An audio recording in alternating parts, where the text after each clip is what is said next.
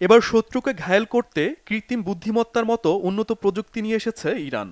এমনকি চলতি বছর জুনে ইসরায়েলের সাথে ১২ দিনের যুদ্ধের পর এক মুহূর্তের জন্য বন্ধ হয়নি মিসাইল তৈরির কাজ।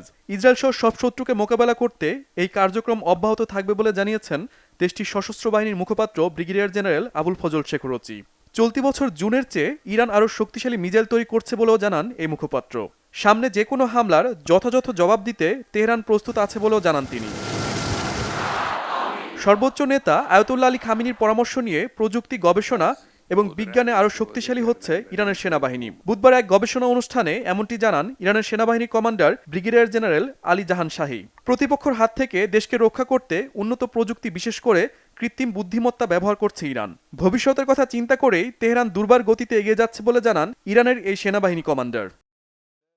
আর ইরানের প্রেসিডেন্ট মাসুদ পেজিশকিয়ান জানিয়েছেন, পরমাণু বোমা বানাতে চায় না তেহরান, তবে আমেরিকার মতো যারা কথার বরখেলাপ করে যুদ্ধ বাঁধিয়ে দেয় তাদের সাথে ইরান পরমাণু ইস্যুতে আলোচনা করবে না বলে সাফ জানিয়ে দেন তিনি। বলেন, ভয়ভীতি দেখে ইরানকে দমিয়ে রাখা যাবে না। শত্রুকে মোকাবেলা করতে মুসলিম দেশগুলোকে এক হয়ে কাজ করার আহ্বান জানান ইরানের প্রেসিডেন্ট।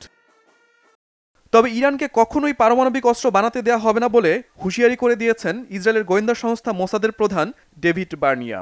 আর এজন্য যুক্তরাষ্ট্রের সাথে এক হয়ে ইসরায়েল কাজ করছে বলেও মঙ্গলবার এক বৈঠকে জানান তিনি। চলতি বছর জুনে ইরানের পরমাণু স্থাপনা ধ্বংস করে দেওয়া হয়েছে। বিষয়টি মনে করিয়ে দিয়ে মোসাদ প্রধান বলেন, নতুন করে আর কখনো ইরানকে পরমাণু অস্ত্র বানানোর সুযোগ দেওয়া হবে না। শহীদ আরাফাত, বাংলাভিশন নিউজ ডেস্ক।